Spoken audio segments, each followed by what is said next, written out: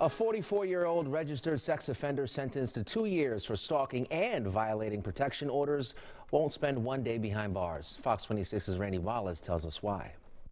Rocky Annis's case has been unusual from the get-go. It took another strange turn when he pled guilty in court. In 2003, Rocky Annis becomes a registered sex offender. Yeah, he gets convicted. He actually goes to prison for 3 years for indecency with a child. In April of 21, he's charged with stalking. He's charged with stalking, harassment, and then ultimately violating a protective order.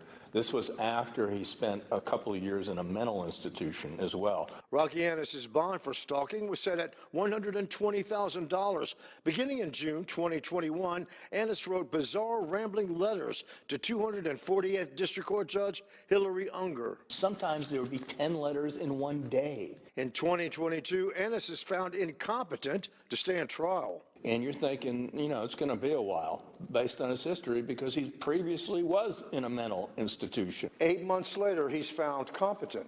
8 months. 8 months. Not only is he found competent, Randy, he's given a PR bond, a personal recognizance, get out of jail free card. Annis has remained free on that PR bond for months. Just days ago, he returned to court. He pleads guilty, gets a 2-year prison sentence, but then he walks right out the courtroom and he's a free man.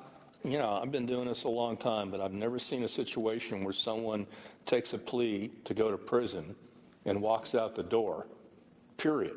According to court documents, Annis got 945 days credit for the time spent in jail on the $120,000 bond. That's why he won't spend 1 day in prison. And based on his track record and his continuous harassment of women, I don't think we've seen the last of Rocky Annis. No ifs, ands, or buts. He is a scary individual. Rocky Annis must register as a sex offender for the rest of his life. Randy Wallace, Fox 26 News.